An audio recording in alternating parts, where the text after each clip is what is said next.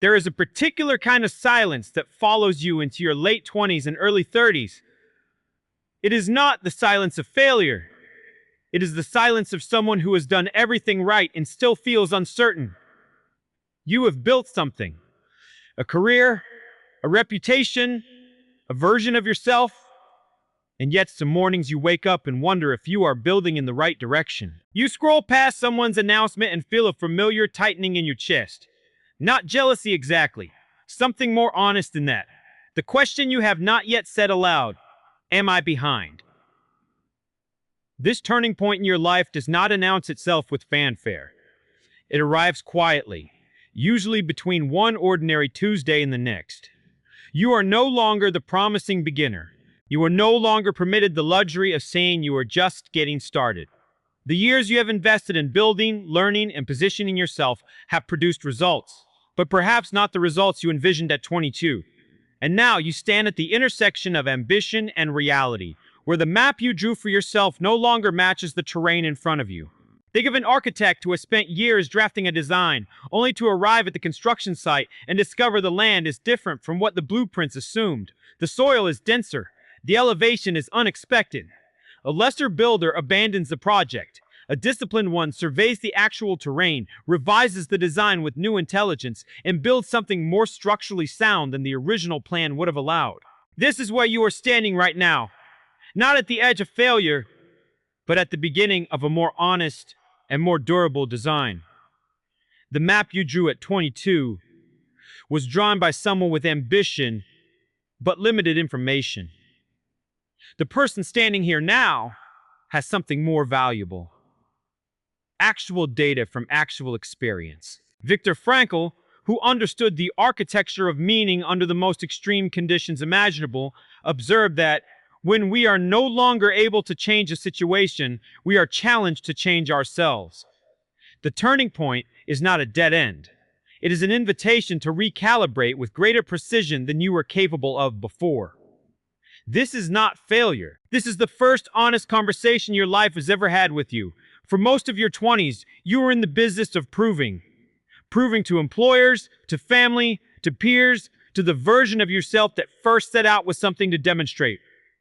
Proving is exhausting because it is externally calibrated. You are always measuring yourself against someone else's standard, someone else's timeline, someone else's definition of arrival. But somewhere in this turning point, a more demanding question surfaces: who are you becoming when no one is watching the scoreboard? The transition from proving to becoming is one of the most psychologically significant shifts a person can make, and almost no one talks about it honestly. Proving is performance. Becoming is construction. When you are in proving mode, your energy flows outward, toward the audience, toward the comparison, toward the validation. When you shift into becoming, your energy flows inward and forward toward the kind of person you are deliberately choosing to build.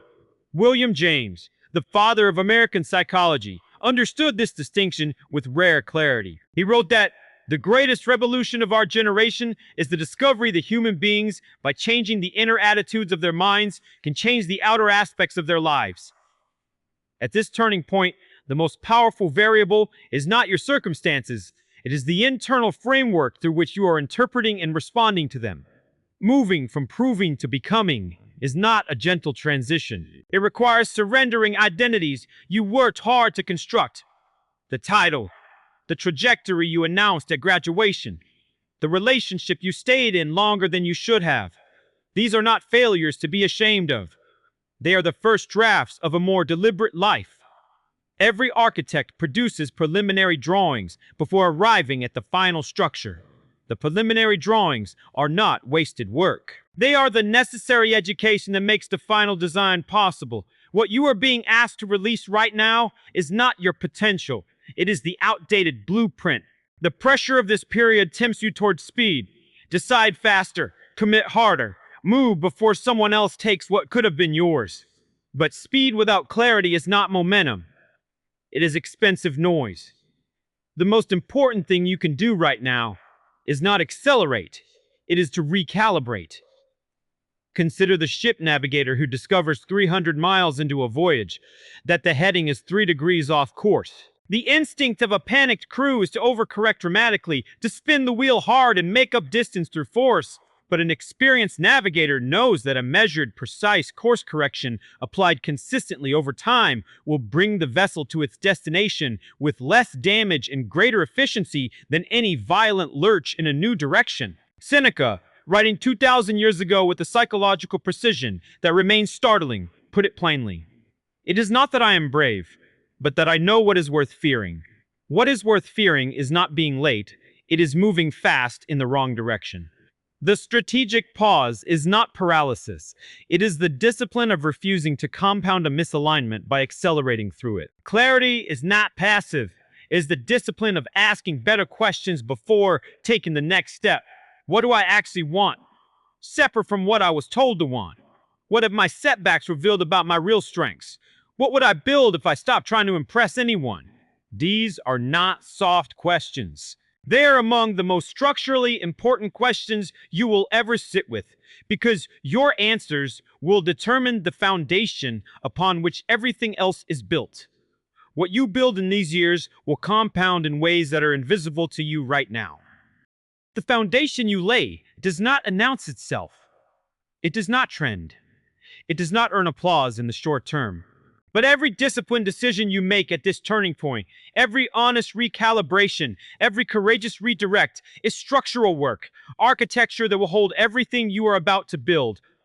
Albert Einstein, in describing the principle that would later define investment philosophy and behavioral science alike, stated that compound interest is the eighth wonder of the world. He who understands it earns it. He who does it pays it. Most people apply this only to money. But the same mathematical truth governs character, skill, discipline, and direction.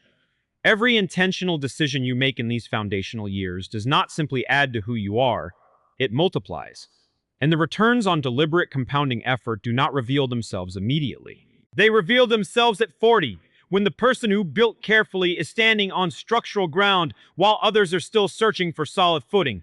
Marcus Aurelius, who governed an empire from a position of immense pressure and permanent scrutiny, wrote in the quiet of his private journal, "You have power over your mind, not outside events. Realize this, and you will find strength." The foundation decade is not about controlling outcomes. It is about owning your process with enough consistency and intention that when the outcomes arrive, they land on something built to hold them. The people who will be standing on solid ground at 40 are not the ones who move fastest right now. They are the ones who built most deliberately. This chapter ends with a question, not an answer, because this is the work of positioning, not arriving. The noise of comparison will tell you that you are falling behind. The pressure of this turning point will tempt you toward decisions made out of anxiety rather than alignment. But the most important question you can carry forward is not, how do I catch up? It is, what am I actually building toward? That question deserves a serious answer, and that answer begins in the next chapter. There is a particular kind of advantage that belongs exclusively to where you are standing right now, and almost no one names it clearly enough for you to recognize it as such. You have lived enough to question what truly matters. That is not a small thing.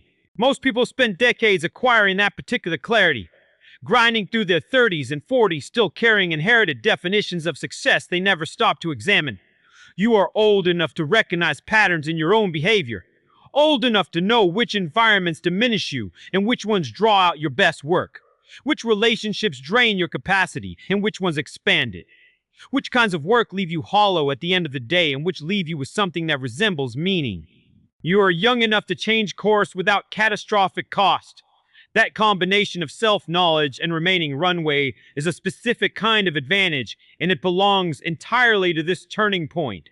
The career mistake that still embarrasses you, the relationship that ended badly, the opportunity you pursued for 2 years before admitting it was the wrong direction. These are not evidence that you are behind. They are leverage. Here is what most people in this phase of life fail to understand about their own setbacks. The map of your actual self was drawn not in your successes, but in the moments when the plan collapsed and you had to figure out who you were without it. Nietzsche, whose psychological sharpness was decades ahead of the therapeutic language that would eventually catch up to him, wrote that the secret for harvesting from existence the greatest fruitfulness and the greatest enjoyment is to live dangerously. What he meant was not recklessness. He meant that the willingness to step into uncertain terrain is the only condition under which real self-knowledge becomes possible. Your setbacks were not detours from your development. They were the development itself, the only instrument precise enough to measure what you are actually made of. Every real setback carries within it a data point that comfort could never have provided. You now know something about yourself, about your limits, your values, your actual tolerance for certain environments and relationships that you could not have known any other way. The people who appear to be ahead of you, many of them have not yet encountered the failure that will teach them what you already know. What looks like a gap in your timeline is, in structural terms, a form of earned intelligence. The foundation you are building on has been stress tested. That is not a disadvantage. That is a more honest starting point than most people ever find. James Allen, whose work on the relationship between thought and circumstance remains one of the most psychologically precise documents of its kind, wrote that you are today where your thoughts have brought you. You will be tomorrow where your thoughts take you.